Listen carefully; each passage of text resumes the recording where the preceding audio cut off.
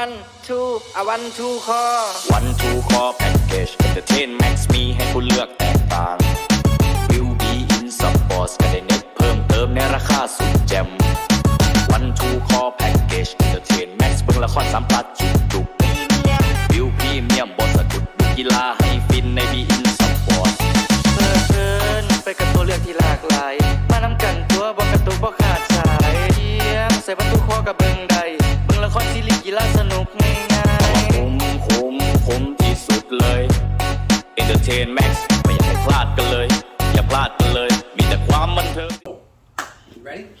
Okay, technique part 1 today, and as I mentioned at the start of class, all 3 of the techniques we're going to be doing, everybody likes to show the offense. Here's how you do your knee cut pass, here's how you do your double underhook pass, etc., etc. But very rarely have I noticed that coaches, black belts, whatever, don't like to teach the opposite side of it. One of the reasons why, a lot of times, is like, well, if they know how to defend it, it's going to be harder for the person on top to do it, and it will kind of diminish some faith in those passes. But remember, in jiu-jitsu, there's always at least one counter for pretty much every technique. Okay, so let's go over. We just did it for a post warm-up drill. Let's go ahead and run this first. Probably one of the highest percentage passes in all of jiu-jitsu once we've broken the guard is the knee cut, knee slice pass, right? We all know that. So today we're just going to focus on what I find to be the most straightforward and probably the easiest and maybe the highest percentage way to defend against that knee cut pass. All right, so we're going to run this in slow motion real fast. And we'll just do the flying knee cut where he starts from his feet. If I let him manipulate my legs, just like we did in the post-warm drill, he splits my legs, he pins through, freeze, boom. There is no space between my hips. It's going to be very hard for me to get my outside leg in, right? So, rewind. When I feel that knee cut, knee slice pass coming, even if he's got grips on my pants, the second he pins my leg and I see that leg coming through, I'm going to hit my frames. Get on my side. Why? Because my spine moves better this way than it does this way. So I have to get on my side. So as I feel that knee cut coming, I frame, turn on my side, and then this foot's going to post on the mat. I'm going to shoot my hips away. Why? So I can bring my wedge, my frame back into play. So if I allow him to keep this space, he's going to keep coming through. So I need to post. Now, there's a couple different places we can frame. I can frame here. Me personally, because of the space, if they're going to lean into me, if he's smashing me, I'm going to come across the throat right here, and I'm going to push on the knee to stop his forward progression. If he's leaning farther back, I'm still going to push on the knee, but I might post the shoulder, something to keep his mass off on top of me. Now, I've got to post my foot, shrimp away just far enough for the length of my femur to come forward into my Z-guard. Shrimp, wedge, and I'm going to pinch those knees together to keep that knee here. Once I get my pinch going, I can move from here to keep him, go ahead and reach for my head. Now I can come up to my frames. Now I can do what? Plank out, re-pummel my leg underneath, and put him into whatever guard I want. Today, let's work with the close guard. Okay, 2 more times, nice and smooth. When I feel him coming, I'm going to block the knee, stop his progression, shrink my hips out, get my frame in front. When I'm here, don't stop here. Okay, there's ways that we're going to go over this probably later this week. He can pull my knees up and continue his knee wedge. So once I get my frame to keep his weight off of me and the knee, now I've got my frame in play. I can come over and block this arm, and now I've got 1, 2, 3 frames in between us. I start to push him away, pummel my leg, and I'm into my close guard. Last time, just a normal live speed. I don't want him to get my legs. He's coming in. I'm going to stop his progress, shrimp away, hit my frames, and put him into whatever guard that we're used to playing with. All right? Any questions? I'll be around. Here's how we're going to run this. This is super important, even though it's very simple. So we're going to run this for 6 minutes. You guys figure out how you want to rep. 5, 10 in a row, 3 in a row, 1 for 1. You guys figure it out. I will come around to help. Ready? 1, 2, 3. Okay, let's move on. Technique part 2. Now, number 2 and number 3 are both going to be very similar to each other. One will be gi specific. We will show that third. So right now, let's go to the universal one that I can use in the gi or not in the gi.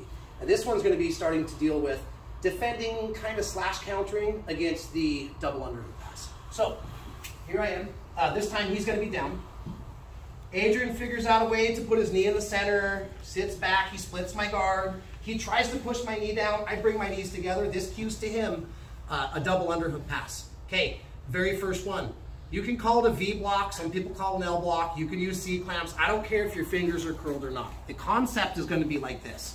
First thing I'm going to do is put my hands on his elbow so I can get a little bit of frame. By the way, later when we run different ones, I can grab here and I can start to plank out, pull one foot out, come back into triangle chokes and arm bars. We will not run that one today, but where my hand placement is, is going to set me up to where I can do a host of different things. Today, let's run counter number 1. I like to start to push on his arms, right? I start to push and not just in. I'm not driving them into my legs for more friction. I'm starting to push them up towards my knees. So you can C-clamp or L-block on this one. I can make hook grips. I'm using kind of the pads of my hands to start to push him up. As he goes, so whatever side he's going to go to, he goes cross-collar grip. Boom. So, side note for the newer players, remember, this is what I always call the strong side, and this is the weak side. Most right-handed people, when they train and they learn, they pass to their left to my right. If he passes this way, let's say I practice shrimping 100 times to re-guard, most of those are going to be defending against people on my right. So you want to know how to turn a black belt into a brown belt or a blue belt into a white belt? Start practicing your passes to the weak side. Just a little food for thought. So now, I have my hands here. He reached up to cross-collar grip. We already know he's going to look backwards and he's going to turn the corner. So now my hand is going to transition. As soon as he grabs my collar, I know which way he's going to go. So my hand, C, V, L, whatever you want to call it, is going to go right to the armpit. Now as he tries, don't do it yet. As he goes to pass, I'm going to push my arm straight and I'm going to sit up. If I stay on my shoulder blades, he's going to break through my arm frame. So he grabs a cross grip. I go here. As he goes to pass, go ahead. I'm going to sit up and guide his weight off of me. From here, there are other ways that we can attack. But look, go ahead and circle in with me. I don't want a bent arm because as he's driving back, he's pushing against my tricep muscle. His whole body is stronger than my tricep muscle. So I want to use my bones for the lockout. I need to get him out here. Now when he pushes back, go ahead and push back. No, go ahead and push back. He can't because he's fighting against my bones. This gives me a chance to hip escape. I'm going to shrimp, technically a reverse shrimp. And I can come to butt scoot. If he covers me, go ahead and cover. I'm right back into my guard where we started. So he breaks the guard. He tries to pin my legs down. I bring him up. He goes double underhook. He cross grips my collar.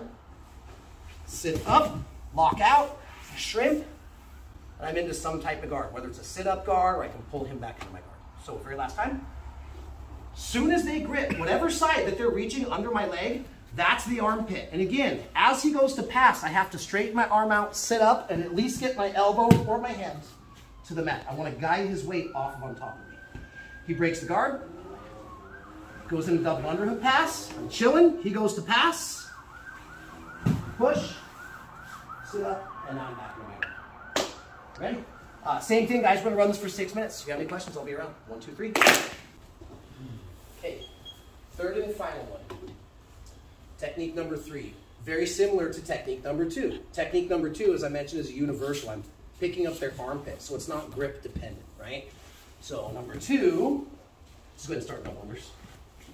Number 2, once he cross grips, that tells me which side. I'm going to go to the armpit. He's going to supply half his momentum as he turns. Go ahead. Guide him off. Post. Scoot. And now, if he doesn't square back up with me, I can start to do things like look to the back. So, of course, once I get my hips out from underneath him, now remember, real fast, if I face him and I shoot my hips away, this is a shrimp.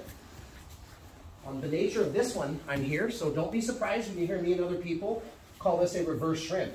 I'm moving my hips back towards his hips. So if you ever hear me talk about reverse shrimp, this is a reverse shrimp. Now, as he fights to come up and square up with me, I can hit things like my butterfly guard. Later, I have arm drags. I can hit over-unders, shoulder crunch, sumigashes, bunch of stuff that we can do from here. So now we're going to run a similar one, but it's not going to require me grabbing the armpit to guide his weight. We're going to take advantage of the fabric. Okay, specifically, what's the script number? 1. One grip, the end of the sleeve. So, when I mentioned the last one, as he goes into double underhook pass,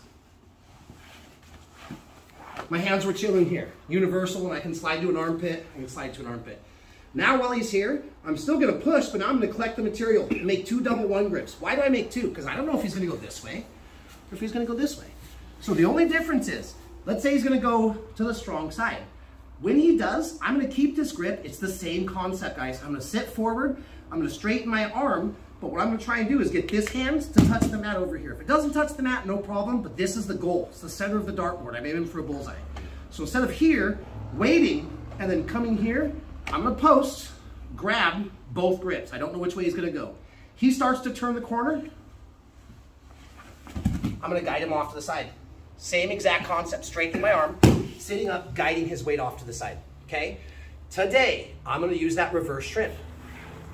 I'm gonna straighten out the thing. But just so you know, later, he comes here, I can start to do things like hook into my crucifix attack, okay? We will probably save that. Maybe we'll run that Wednesday or Thursday, or a Friday, but again, today, let's kind of start with the bones, the bare bones model. So, he gets into his double underhooks, he breaks, I keep my knees pinched, I grab and collect the material. As soon as he turns the corner, go ahead, sit up, punch, and now what am I gonna do? Reverse shrimp.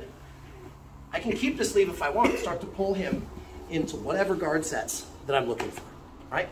Last time, same thing. We're just gonna take advantage of this rather than this. Oh no, he's breaking my guard. What am I gonna do? Collect. Go ahead. Lean back in front. Okay? All right, guys, same thing. 6 minutes on this one. We are crushing it on time. After we get our 6 minutes, let's grab some fluid. And I heard people like to roll in jiu-jitsu. Let's do a little of that today. Ready? 1, 2, 3.